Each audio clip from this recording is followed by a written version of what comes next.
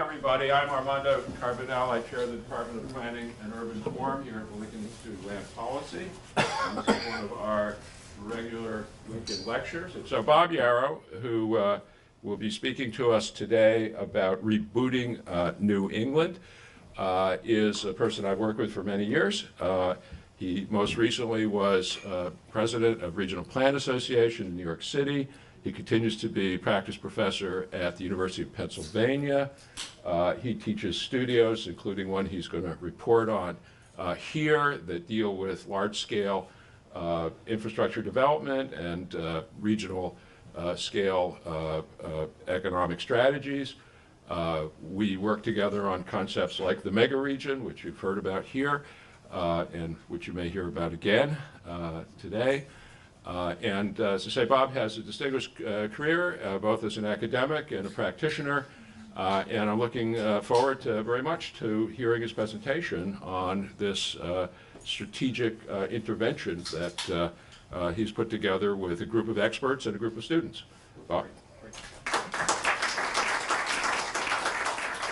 Well, thank you, Armando, and thanks everybody for coming. It's exciting to see a turnout in the summertime on a issue that may seem arcane to some, but ought to be close to all of our hearts. What I'm going to be talking about is this. It's a result of a studio that I led last year at Penn, which looked at the challenge of revitalizing the economy of southern New England and its mid-sized cities. I was in the UK last week, and one of the highlights of the Queen's speech, always an interesting thing. I don't know if you saw it or saw the highlights of it. You know, she shows up, left the crown and the ermine robes back at the palace, left the golden carriage back at the palace, came in a Bentley wearing a dark blue suit with a big hat, as you might expect, with 8 golden stars on it or something like that. It looked strangely like the European flag, so it was very interesting, provocative step by the Queen. But one of the things that she did in the speech, which of course was written by Theresa May, the Prime Minister, was to recommit the British government to a very ambitious revitalization scheme for the older industrial cities of the north of England, a project called the Northern Powerhouse Initiative, where the British government is spending in the neighborhood of $100 billion to revitalize Manchester, Leeds, Liverpool, Sheffield, and eventually a number of other places across the north of England, with a very well thought through program of strategic investments in infrastructure, in urban regeneration, technology development and transfer, job training, urban amenities, and so forth. And Armando and I have spent a lot of time over the last 30 years or so learning from the Europeans and learning from the Brits. Most of our work in the UK, Armando and I started a program called the US-UK Countryside Stewardship Exchange about 40 years ago, I guess, when I was at UMass and Armando was at the Cape Cod Commission. And we were mostly interested in learning about the British experience with land conservation and nationwide and regional land use planning and so forth. But this time around, we're interested in learning about their urban reinvestment agenda. And my studio at Penn looked at how we might learn from this experience and transfer some of the principles to southern New England. So we called it Rebooting New England, and it's basically about rebooting the economy, essentially, of the entire New England region. Those of you who spend a lot of time inside of Route 128, or I spend a fair amount of time in the lovely Isle of Manhattan and in Fairfield County and places like that. I live in rural eastern Connecticut now. But if you live and work in Boston or New York, you would say, well, everything's fine. The economy is booming. We can do no wrong, and so forth. But if you go west of 128 or east of Fairfield County in Connecticut, it's a very different picture for the older industrial cities of New England, and ranging from Bridgeport in the south to Worcester and Providence in the east, and a number of places in between, New Haven, Hartford, Springfield, Holyoke, all of the smaller industrial cities of the northern tier of Massachusetts are in trouble. And indeed, the economy of the region is in trouble. Connecticut is running a projected $2 billion fiscal deficit. Rhode Island isn't far behind, and even Massachusetts is discovering that having no economy, or not having a strong economy outside of the greater Boston, is a real issue for the Commonwealth. So it's a fiscal issue, it's an economic issue, it's a, I guess another insight from the Europeans is that they really are scratching their heads wondering what is going on in this country when we can watch cities like Detroit and St. Louis and Cleveland, and for that matter, Hartford and Springfield go down the drain without so much as lifting a finger. We look at these trends as acts of God: the deindustrialization of these places, the loss of population, the loss of tax base, the loss of employment and so forth, all of the social and health concerns that are arising in these places. We look at these as acts of God or the hidden hand. There's nothing we can do about it. And the rest of the world actually is taking steps to reinvest in these places. So we'll talk about the region and the challenges that we face. We spent several days in the north of England last October, meeting with the people in government and the business and civic community who are behind the Northern Powerhouse, learning about that precedent, and then we spent a couple of months looking at how we could adapt those concepts to New England. We'll talk at the end about a political strategy and where this might go, and let's see. And so, first, region on the ropes, place that's, really quite striking, the unraveling of the economy of New England's mid-sized cities. Talk about the Northern Powerhouse and the lessons learned, and then I'll outline the transformation plan, what we think the benefits and the costs would be of a transformation plan here, and how we might move forward with this.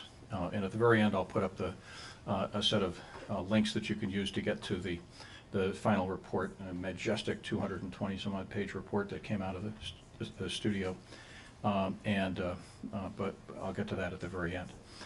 So first, profile of where we are. Looking at the larger Northeast, this is the Northeast mega region. It's a dynamic economy. Boston at the north end, Washington at the south end. The focus of the studio and of the presentation today is on what transportation planners call the north end of the Northeast corridor, stretching from between New York and Boston. One of the biggest investment in the Northern Powerhouse project in England is a project called HS2, High Speed Rail 2, which is the London to Manchester and Leeds high-speed rail line, which will provide 225 mile per hour service between London and these northern cities, cut travel times in half, and the goal is to essentially integrate the economy of the north of England, with that of the southeast around London, which has been booming for decades.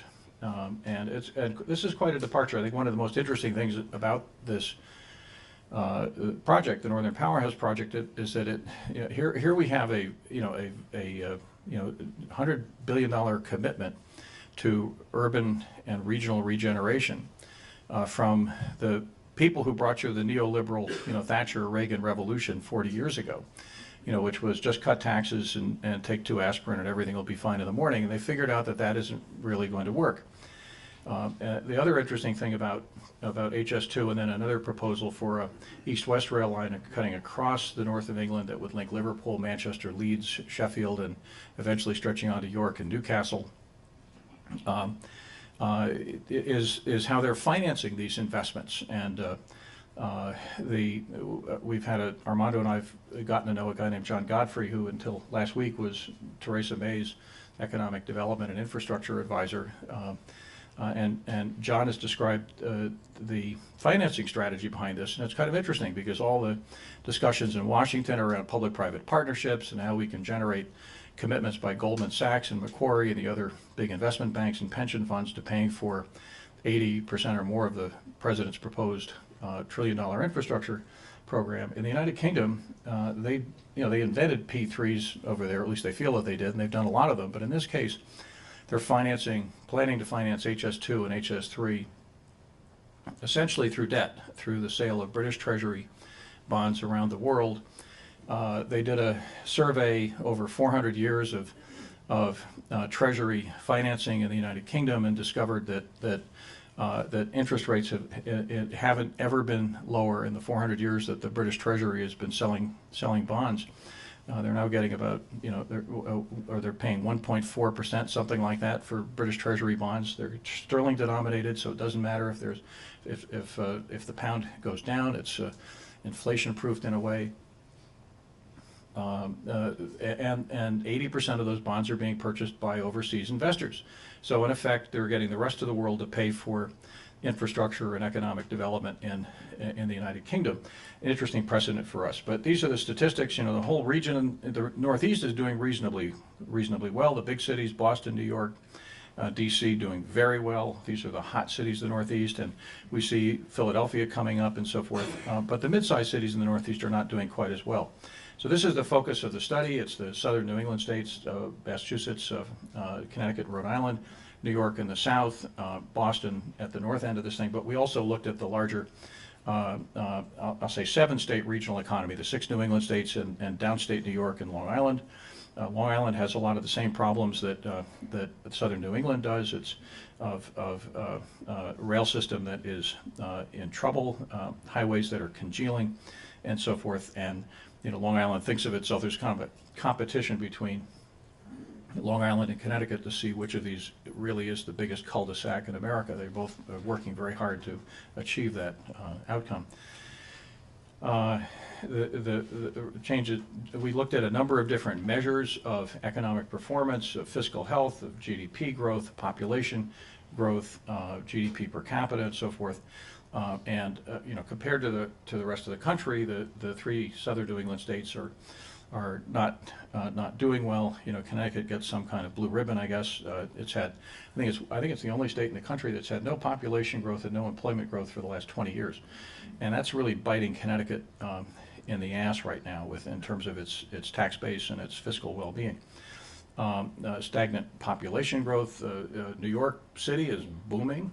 One of the big issues that we looked at was whether whether New York and Boston are in danger of choking on their success in terms of rising housing prices and commercial rents and scarcity of labor and so forth. And we think that's an issue that could be addressed through a larger regional strategy. But you look at places like Waterbury and Bridgeport not doing so well. Worcester's doing reasonably well, we think, because of the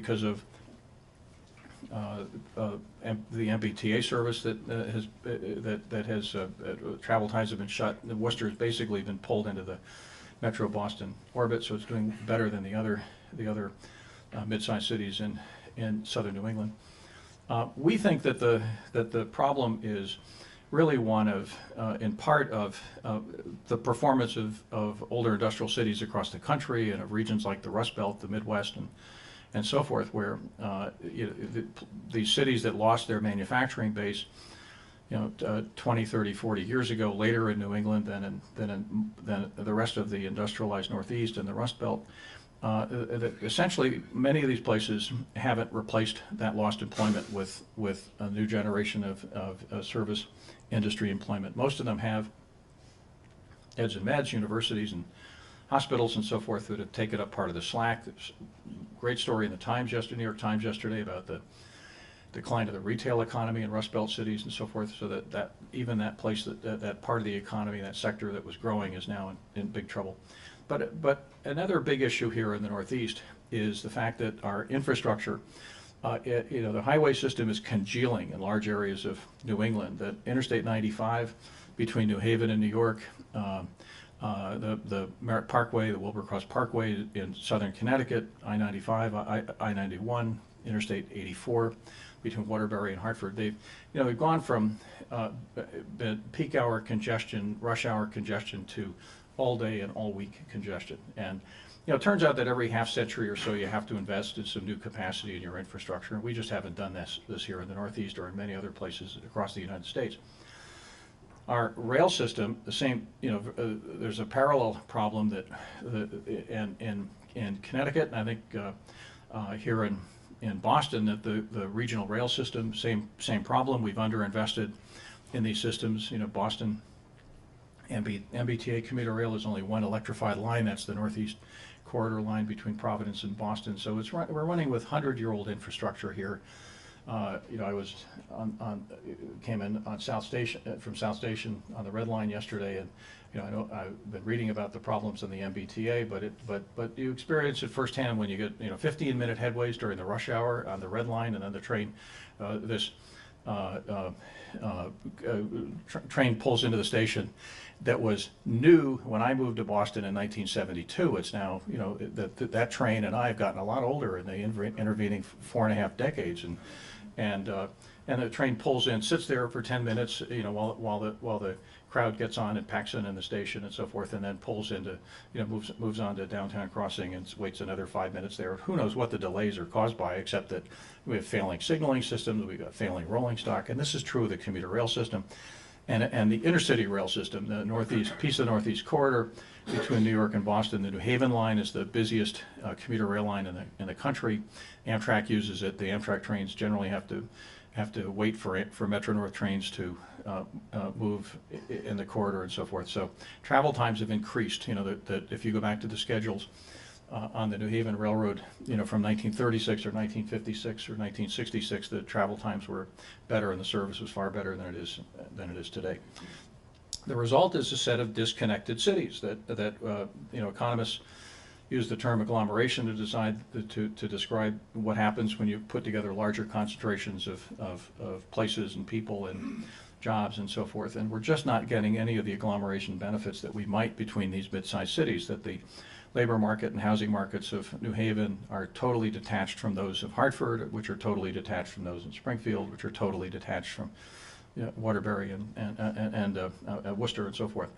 So we've got these little islands here that are all too small to have the size of the workforce needed to attract and retain the next generation of talent and of business and so forth. And the decision by GE to move from Fairfield, Connecticut to Boston was in part based on a bunch of things. Merritt Parkway, which had freeway flying 40 years ago when they moved from Manhattan to get away from congestion in Manhattan, has turned out to be gridlocked, for 14 or 16 hours a day. So they couldn't attract the talent. The talent wants to be in bigger cities with brighter lights and so forth. And we're just not able to provide those alternatives in these smaller cities across New England. So, as I mentioned, we went to the north of England last fall to look at what an alternative might be in terms of public policy and public investments and so forth.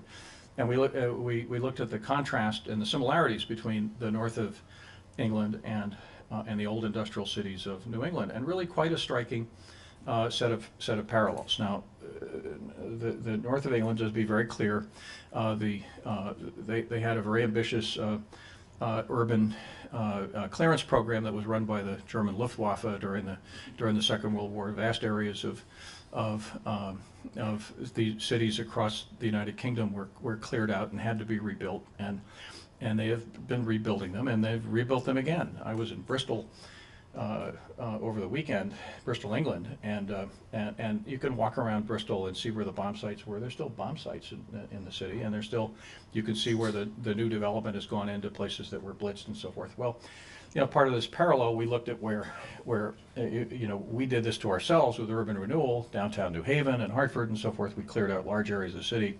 The industrial history really quite similar. Francis Cabot Lowell famously went to Manchester in the 1790s, and in one of the first great pieces of industrial espionage, and ripped off the textile industry technology that he brought to Lowell, and that others brought to Lawrence and the Blackstone Valley and so forth. And they've gone through a similar cycle of loss of manufacturing employment and the challenge then of putting population to work in new industries and new economic sectors and so forth. The really quite striking contrast here was in public policy. I remember when Mrs. Thatcher was Prime Minister, and her Employment Secretary Norman Tebbits famously was asked what residents of the north of England should do about declining employment opportunities. His terse response was, "Get on your bike," he said, which is Brit speak for move to London, and that was the proposed public policy intervention at the time. Hasn't worked very well, so they've actually gone and developed an alternative. we looked at the parallels in terms of population and geography and economies between the two regions, and not exactly analogous. Southern New England has two thriving metropolitan regions, Boston and New York at either ends of of the region, and the north of England, basically London to the south, now being connected with HS1, this new high-speed rail link and so forth, to bring them into the London orbit.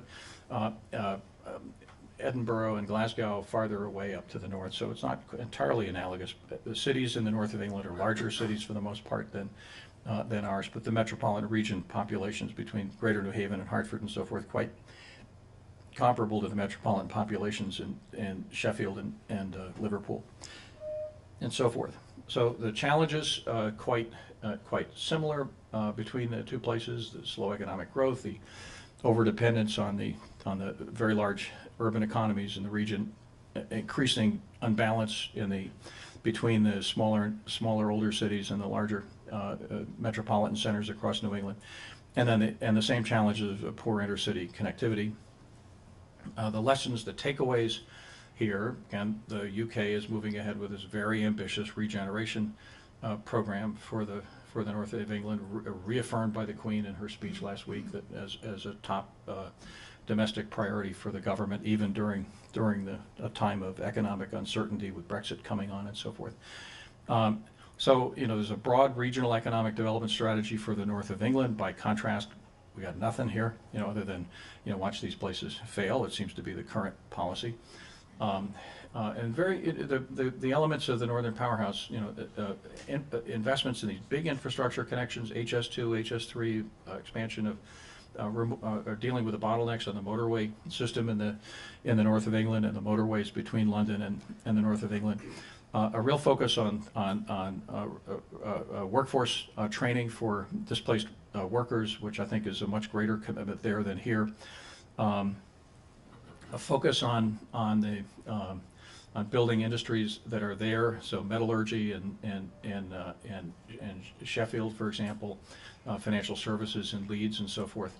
But a real comprehensive approach to urban regeneration, downtown revitalization, downtown amenities and housing, and so forth. A series of technology transfer institutions that are being developed in each of the major cities. There's a manufacturing research and technology center in Sheffield that really is impressive, that is taking research at the University of Sheffield and material science and metallurgy out of laboratories and deploying them in a set of startup industries and a set of collaborative manufacturing facilities with Siemens and Rolls-Royce and Boeing and other major European and American companies.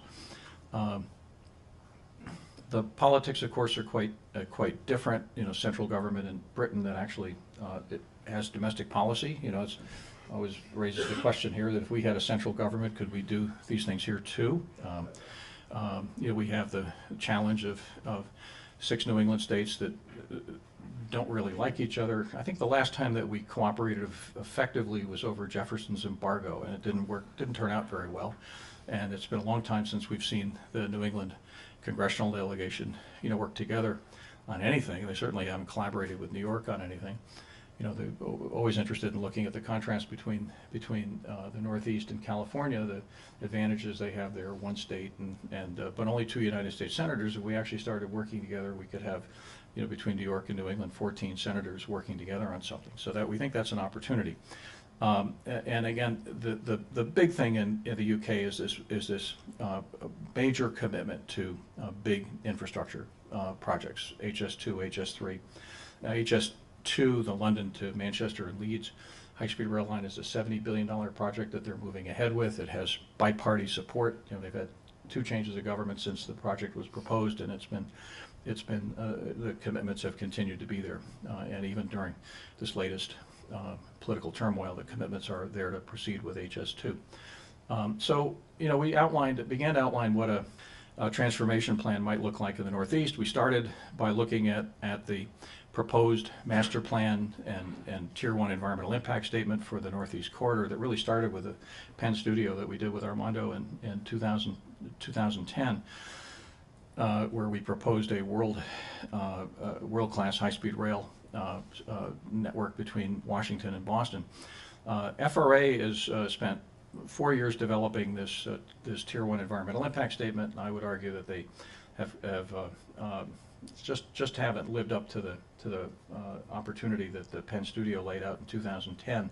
You know, they've for the most part stayed within the existing right-of-way, except for a small piece that you see the blue line in southeastern Connecticut in here, which has been, you know, very controversial, where they proposed a new right-of-way between Old Saybrook, Connecticut, and just east of Westerly, Rhode Island, that has become very controversial. But for the most part, they've stayed within the existing Northeast Corridor, you know, right-of-way, and that's a real issue, because this piece of the corridor between New Rochelle, New York, and New Haven is already completely jammed with commuter rail traffic. It's by far the busiest commuter rail corridor in the country. It's mostly a 4-track right-of-way. The proposal is to add 2 additional tracks within the existing right-of-way, and the NIMBY opposition is emerging, and every high-speed train, if you ran, you know, 200 mile per hour, 225 mile per hour high-speed trains through that corridor, each train would blow out 3 or 4 commuter rail trains in the schedule, which would be moving much more slowly. So there are real conflicts there. But FRA is supposed to come out with a record of decision at some point. It was scheduled to come out in December. It hasn't come out yet, and I suspect it's just waiting for somebody in the White House to pay attention to it.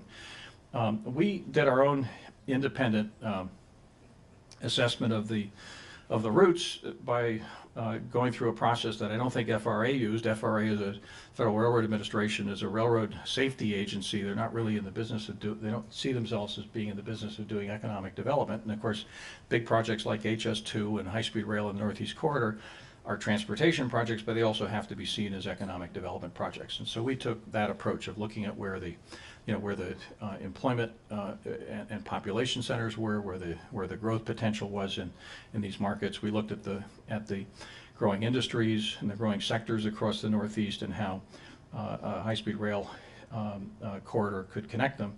And the conclusion was, rather than using the New Haven line and going up through the existing corridor, that we could use a mostly existing right-of-way on Long Island, and then a proposed new tunnel under the Sound. This is one of the alternatives that we urged FRA to look at. They looked at it, but they didn't look at it very seriously.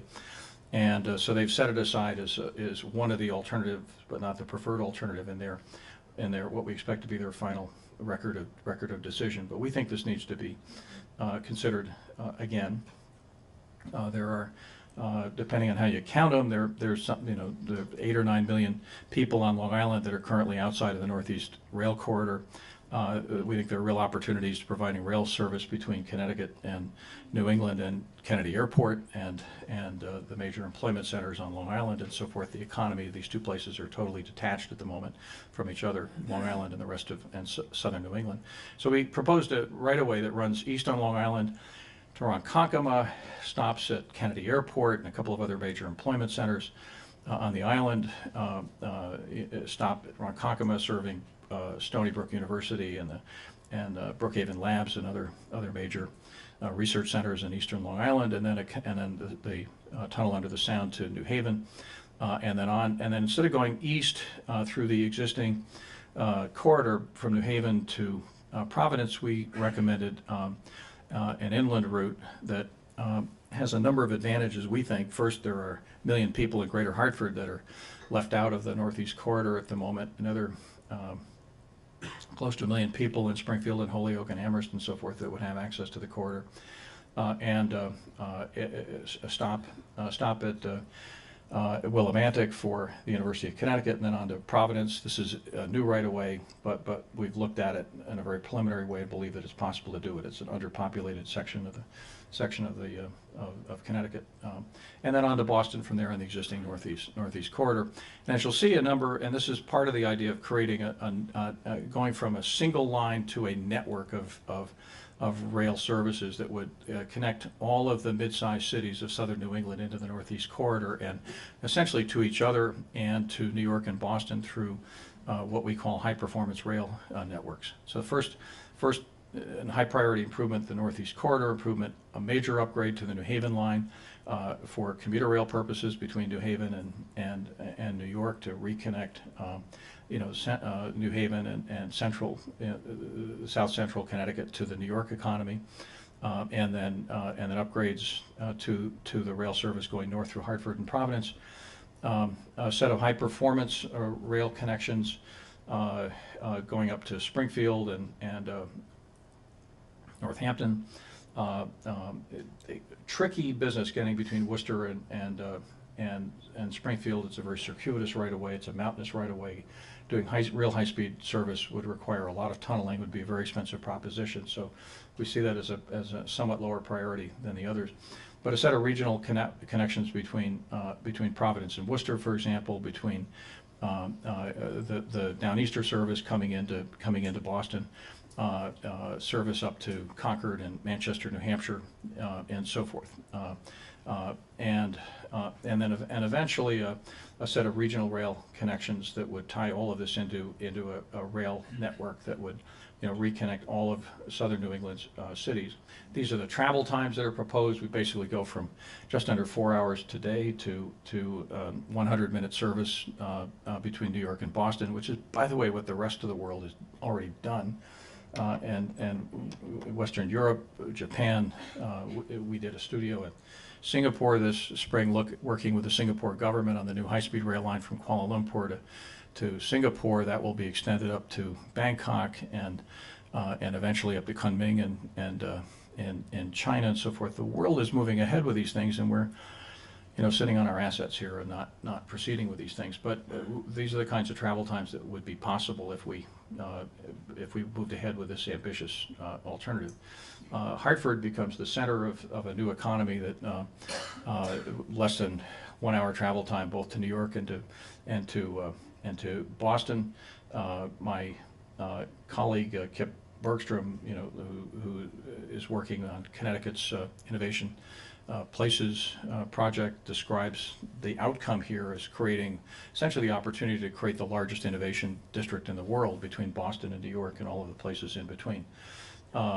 We've done some preliminary ridership forecasts just to get a sense of what we think the ridership could be, and obviously the bulk of it is in the main high-speed rail route between New York and Boston, but increased travel demand we think could be met throughout the region, and then the rest of this, moving. It turns out that infrastructure alone doesn't quite do the job. That in fact you need to take the kind of a comprehensive approach that the Brits are taking with the Northern Powerhouse. Transit investments, things like the fast track bus service that Connecticut is developing around Hartford, expanding that network. Things like broadband, technology transfer institutions in each of the major cities, downtown housing and amenity to get some of the bright lights into downtown Hartford and Providence and the other cities that the millennials are looking for in their lifestyle choices and so forth. A set of adult skills and training for displaced workers. And the last thing was an approach to metropolitan governance that we saw in the north of England that I thought was very, very impressive. I think most Americans know about the Greater London Authority and the new authority that's been created there for strategic planning and transport and economic development planning across Greater London. The British government has been moving ahead with the devolution of powers to a set of similar combined authorities, is the term of art, in Manchester, Liverpool, and other cities. Essentially incentive-based approach. They're providing funding essentially to regions that develop combined authorities. The new elected mayor, you may have seen after the bombing in Manchester, Andy Burnham is the new mayor of metropolitan Manchester, which is the city of Manchester and 9 smaller inner-ring suburban communities that have come together to create a single combined authority with an elected mayor. They've consolidated police and fire and social services and transportation and other systems that operate at a regional level with greater efficiency and effectiveness and so forth, and creating real savings and service delivery and real improvements in the quality of those services, and particularly strategic economic development and transport planning. So we're looking at the opportunity, or think that it's important to think about similar kinds of approaches to governance reform here. One of our partners in this is a guy named Lyle Ray at the Capital Region Council of Governments in Hartford. Lyle is a Canadian, but he's spent a lot of time looking at governance reform in the English-speaking world, and he describes, our governance system here in New England as the last intact English medieval system of governance and taxation in the world. The rest of in the United Kingdom and Australia and Canada, they've moved on and have created, new tax systems, new governance systems with similar combined authorities and metropolitan governments and so forth. And we need to do likewise here in New England. We looked at the opportunity to create intracity mobility systems. They're moving ahead with light rail in Liverpool and Manchester and other investments like that. Tax reform and governance reform and so forth. If you look at the report later on, I'll get you the link and so forth, you'll see that there's a pretty detailed description of what the other elements of this, what we call the network strategy, could be. I'll just go quickly through the rest of this. We spent a lot of time looking at what we think the benefits would be in terms of direct employment and putting people to work.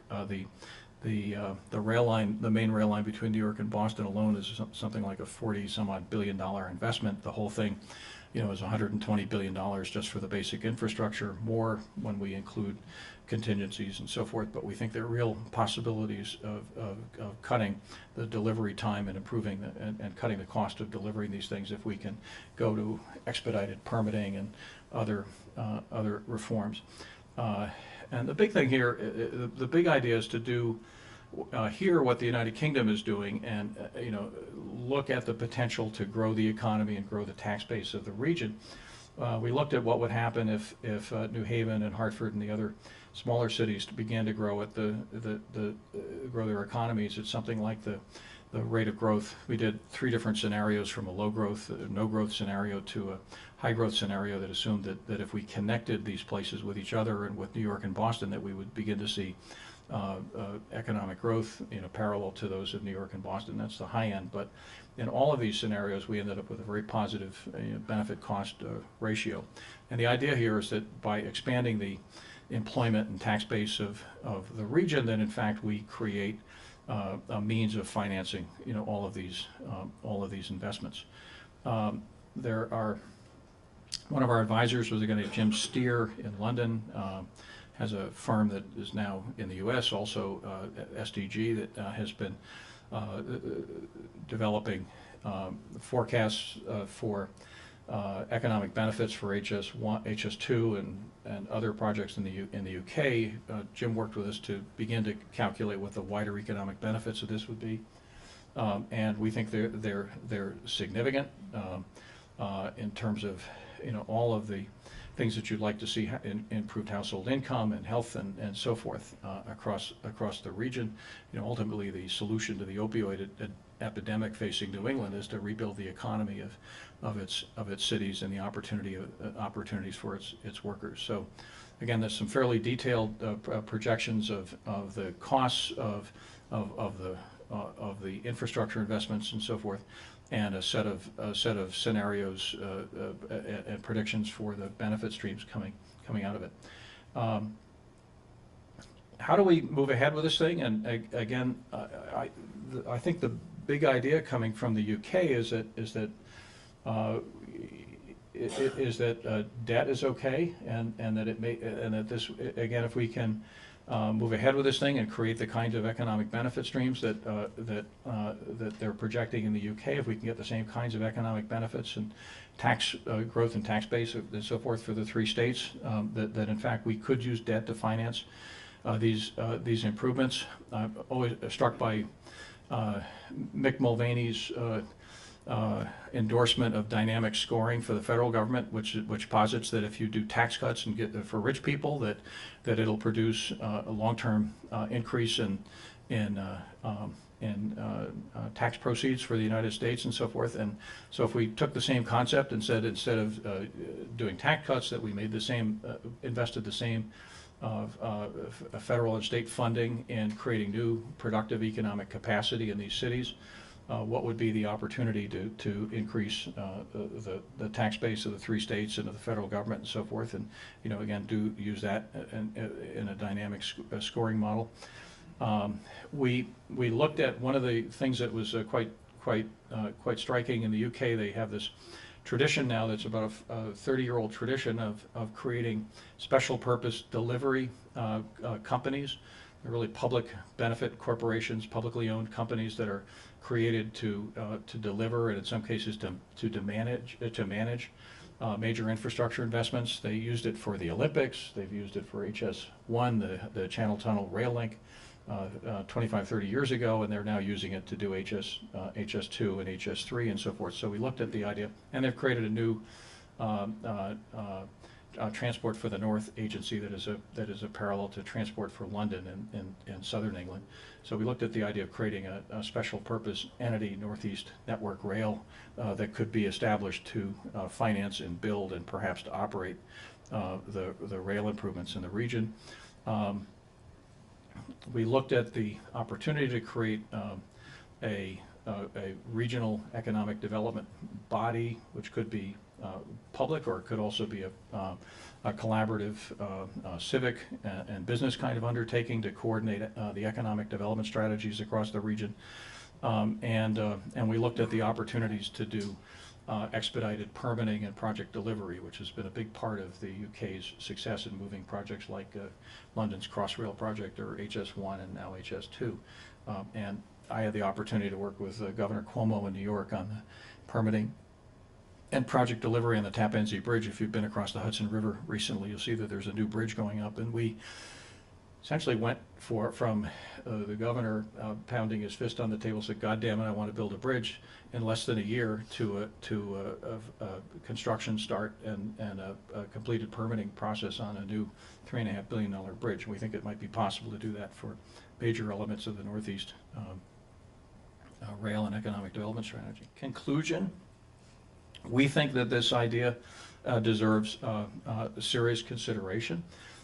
We think the opportunity is there to go from the current situation of a network of failing older industrial cities and failing state economies across southern New England and on Long Island to a very different kind of model where we begin to integrate labor markets and housing markets across the region, and eventually create a mega regional scale economy between New York and Boston. The idea of this, of creating the world's largest innovation district between these two great cities.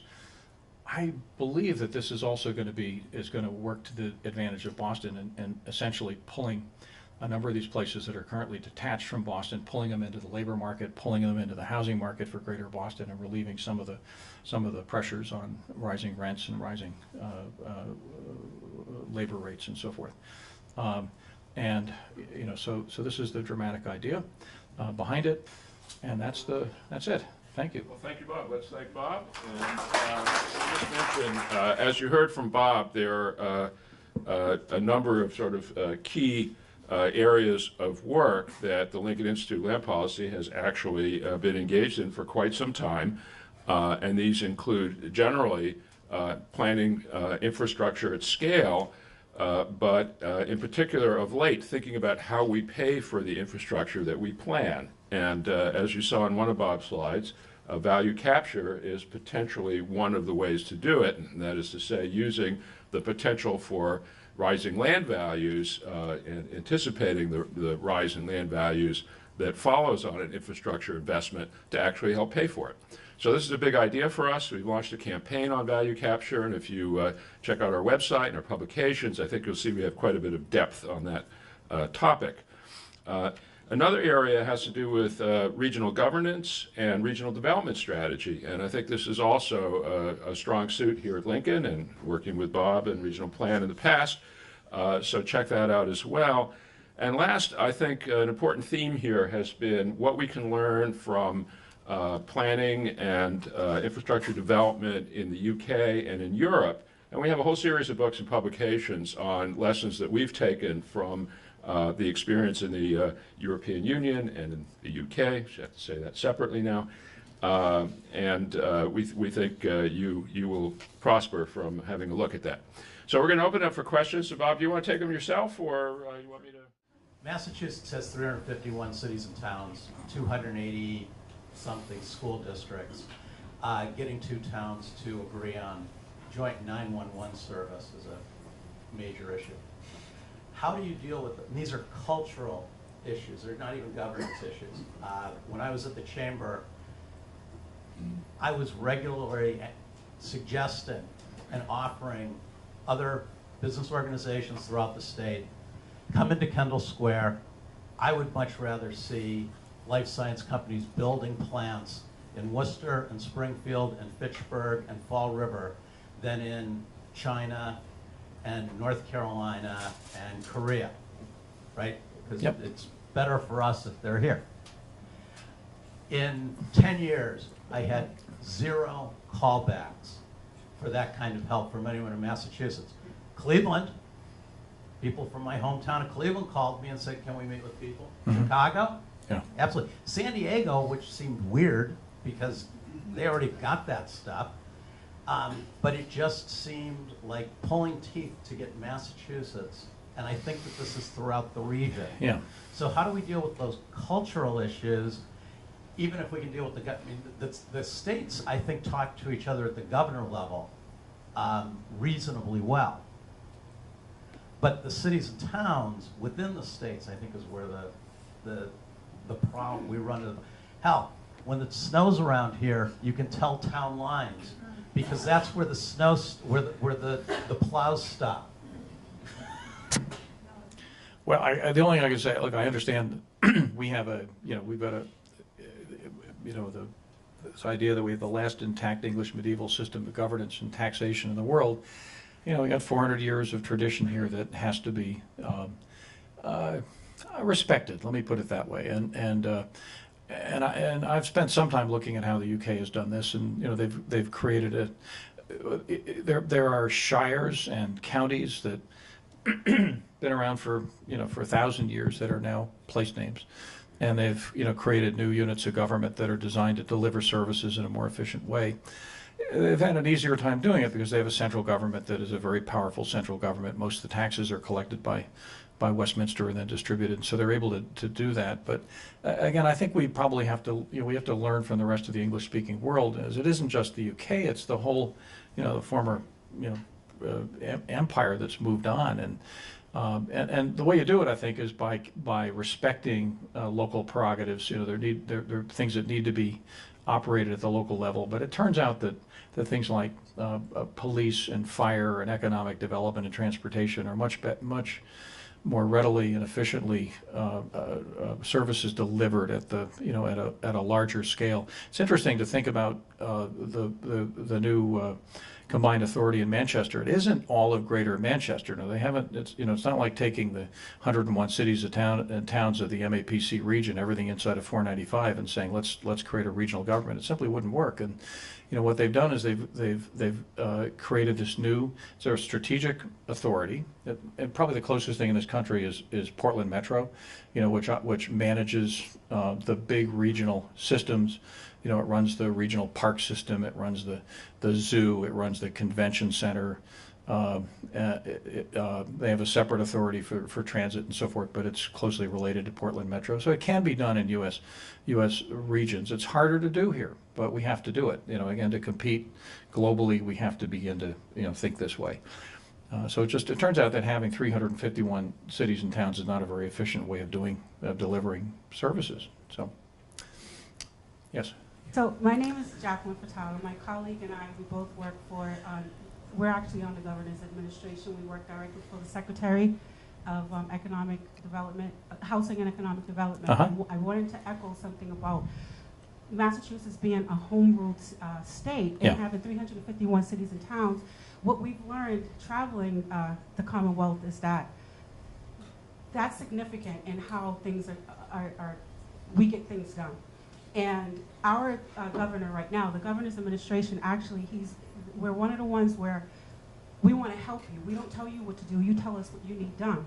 And unfortunately, that kind of goes against the grain of doing something that's collective and for the need of all, and actually for the benefit of all. And going back to Cape Cod, actually, we just did a presentation in Cape Cod, and we wanted to let them know all of the actual tools that there was. We have mass development, actually, that helps them with certain tools. They didn't know that applied. And one of the things that they said to us, instead of listening to actually the tools that were there, what they were doing, they were trying to do things without talking to each other. Mm. And that's one of the things that we're trying to get some of the cities and towns to understand. Just start in city in town, one city at a time, one town at a time.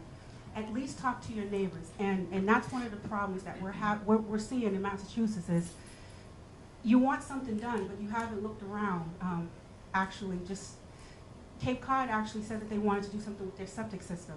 That's a problem in Cape Cod, obviously, but they approach us one by one. Mm. Again, it's a problem just starting with the septic system. You want us to help you with the septic system.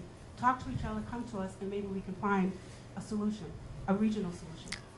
Well, look, it may very well be that the kind of incentive-based approach that is being used in the UK is something that that would work here. I remember when I worked for Mike Dukakis in the 70s and 80s, and one of the things that the Dukakis administration did, was to create an incentive program for the creation of regional school districts, and they did it by essentially saying that if you wanted state grants for new school construction, if you were a regional system, I think of 2 or 3 or more towns, you'd get a higher share of the construction costs from the Commonwealth than if you were a single municipality school district, and there were a number of consolidations that happened as a result of that, and in the not massive, but certainly dozens of places did that.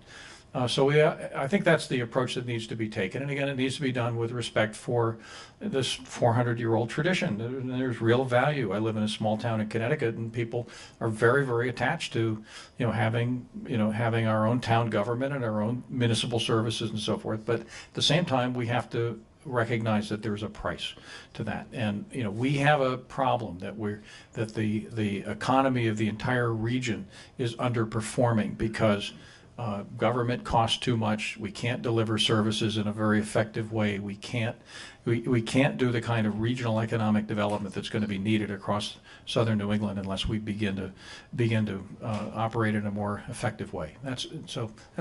I don't know, how bad does it have to get before people say, well, maybe we can change. Bridges are falling. Yeah. Okay. Well, great. Thanks. Thank you very much. Yes. Okay. Martin Smoker. Hey, Martine. Good to see you. We would always expect when we do this kind of networking of transportation improvement, Yes. you would expect that productivity would go up and it would pay for itself to some extent. But we know also that this generates an enormous uneven development as a consequence of that. There will be winners and losers, big time losers perhaps in some of them. Who are they? Who are the big winners and who are the big losers? I would suspect, for instance, some places will become basically dormitories. Other places may attract other activities, even helping decentralize some of the high-end activities from the big cities. So who are they, and how would you share the cost of that? Well, it turns out that the bad news is that we're 40 years behind the rest of the world in moving ahead with high-speed intercity rail systems. The good news is we're 40 years behind the rest of the world, and we can learn from both the successes and the challenges that result from making these investments. And there's a lot of experience and a very extensive literature on the economic on who the economic winners and losers are and so forth. And I think to sum it all up, that all you do is build the high-speed, high-performance, rail networks, and that's all you do, that the usual effect is that economic activity gravitates towards the big places, that London and Paris and in this case New York and Boston. And so, we did a comparative look with Lincoln about 4 or 5 years ago, and with Regional Plan Association looking at this. And what we found is that there's also the experience that where small and mid-sized cities that get high-speed rail service put together effective local economic development strategies. And the poster child for this is Lille in France, which was a dying iron and steel and lace-making region in the north of France. Was in real trouble there at the intersection between the high-speed rail network, between the Eurostar services to London, Paris, and Brussels. And they put together a very ambitious economic development strategy that was essentially based on their becoming, instead of being the edge of the Paris region, they became the center of this larger mega region. And they've created enormous new economic activity, opportunities for their citizens. A lot of new employment has moved into Lille. Lille residents have the opportunity now to gain access to jobs and markets in London and Paris, places they didn't have access to before. So that's a big part of this, is that Hartford and Springfield and Worcester and the other cities across the region have to have strong and effective local economic development strategies, local amenity strategies, all the different activities that I outlined, local transit systems, broadband, downtown amenities, and so forth. They've got to do all of those things to take advantage of this. So, and if we, and that's a big part of the role, it seems to me, of federal and state officials to make sure that each of the cities, has the capabilities and has a little kick in the pants to do those things. But this may increase so much the political cost of doing some of these, making this decision, that may even become unfeasible to do the whole thing, because some big stakeholders will say, listen, unless you do this, we will never accept that, we'll never vote for that, right? Armando and I were discussing last night, whether Waterbury, is going to become a successful place. And a lot of this has to do with local leadership, and there are cities that, I've worked for years with Paterson and Newark, New Jersey, both of which are well connected to New York, and which, haven't really benefited from their proximity to New York and so forth. And it turns out that or Bridgeport, Connecticut, where the, 2 of the last 3 mayors went to jail, so some places may not benefit from this, but we're creating the opportunity for them to do so. And it's an off-the-shelf world. Not every place is going to benefit to the same degree. That's Martine, you know this better than anybody. Yeah. Yes. Jim Levitt, Lincoln Institute. I think I've got as close as I can. You have rationally been arguing for centralized decision-making where cities and towns share and states collaborate across. Sometimes in countries like Britain and the United States, we get central governments who don't maybe have as rational a mindset as you do. Brexit is one example. Our president is another example. What's the holding pattern that you engage in when you've got a central government that's doing things that would take the Lego bricks apart rather than put them back together? Well, again, one of the impressive thing, Armando and I were in London a few years ago when we met with the transport secretary, Lord Adonis, and then with his undersecretary, and we go into this guy's office and which is emblazoned with Kennedy posters. And it turns out the guy Summers in Cape Cod, and he's volunteered in political campaigns for Ted Kennedy and others and so forth. And so we got into this conversation. He's got pretty good understanding of the differences between British and American politics and so forth. And we asked him about how they worked across party lines to move big projects like HS2. $70 billion. It's from concept development in a labor government to construction completion. It's about a 20-year period. So there are probably 4 or 5 changes of government over that period of time, and changes of party. So how do they do this across? And he said, Bob and Armando, you have to understand that when we're campaigning, and we don't do this in the endless campaigns that you do, we do it for a finite period of 6 weeks, 6 or 8 weeks. When we're campaigning, we fight like cats and dogs, and we're at each other's throats. When we're in government, we actually understand that we have to collaborate to deliver for the British people. Now, that's not a sentiment that you hear a lot of in Washington these days. And so, one of the things I've learned over the years is that in the immortal words of my department head of the University of Massachusetts, Mayor Gross, he said, "Look, Yaro, things take time," he used to tell me, and I'd get frustrated with the university, slow-moving university bureaucracy, and it was pretty good advice. He was a former Israeli tank commander. He knew a lot about making things happen, and so things take time, and you need to be persistent, and you need to persevere, and you have to assume that there will be changes of government, and some of it's going to be bad. But then, so this idea, and I've said this to Armando, that we're in the business of planting seeds. We're in the business of getting some ideas out there that may not come to fruition, this year or next year or for even a decade or longer. And those, I don't know, I moved to, 150 or $200 billion worth of big infrastructure and urban development projects in